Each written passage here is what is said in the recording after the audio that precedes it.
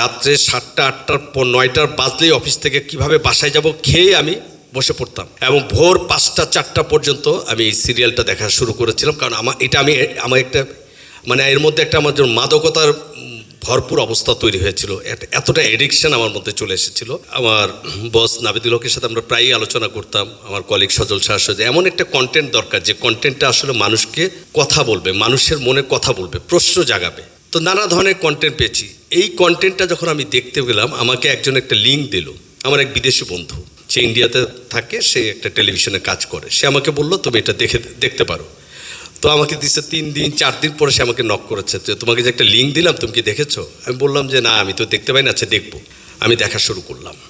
First এপিসোডটা যখন দেখেছি, এপিসোডটা 43 মিনিটের। তার কাছে আমি বললাম আমি সেকেন্ড এপিসোডটা দেখতে চাই। তারপর সে আমাকে আরও কিছু লিঙ্ক দিল।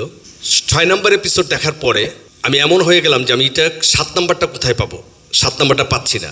তখন সে আমাকে টার্কি, এই যে টিআরটি নামে একটা প্রতিষ্ঠান আছে, এটা একটা গভর্নমেন্ট সরকারি অর্গানাইজেশন, তুরস্কের একটা রেডিও প্রতিষ্ঠান। ওরা এইটার অধীনে, রেডিও বললে আমরা ভাবছি একটা ছোট্ট প্রতিষ্ঠান, না, এটা যে কত বড় প্রতিষ্ঠান। মানে আমি তাদের যে ওয়েবসাইটে যা পড়েছি, আর আমার ম্যানেজিং ডিরেক্টর তো তিনি নিজেই গিয়েছেন তাদের আমন্ত্রণে। ওরা এখান থেকে অনেক রকম হিস্ট্রিক্যাল কাজ করে, রোম্যান্টিক কাজ করে, তারা ডকুমেন্টারি করে। তো এটা নিয়ে যখন তাদেরকে আমি আগ্রহ প্রকাশ করলাম এবং তারা আমাকে দেখাতে থাকলো, বিশ্বাস করবেন, রাত্রে 7টা 8টার পর 9টার বাজলেই অফিস থেকে কিভাবে বাসায় যাব খেয়ে আমি বসে পড়তাম এবং ভোর 5টা 4টা পর্যন্ত আমি এই সিরিয়ালটা দেখা শুরু করেছিলাম। কারণ আমার একটা মানে এর মধ্যে একটা আমার জন্য মাদকতার ভরপুর অবস্থা তৈরি হয়েছিল, এতটা এডিকশন আমার মধ্যে চলে এসেছিল। এই যে দর্শক, কিন্তু আমি শুধু চিন্তা করছি যে এটা কিভাবে সম্ভব হলো, বা ইতিহাস কোথায়, ইতিহাসটা আমরা কোথা থেকে কোথায় আমরা নিয়ে যাচ্ছি।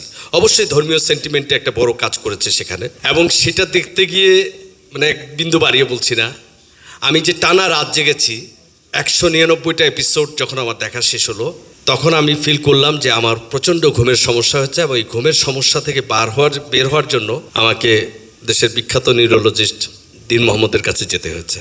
এবং এখন পর্যন্ত আমি ভার্টিগো রোগ থেকে ভালো হতে পারিনি, কারণ কন্টিনিউ ওষুধ খাচ্ছি।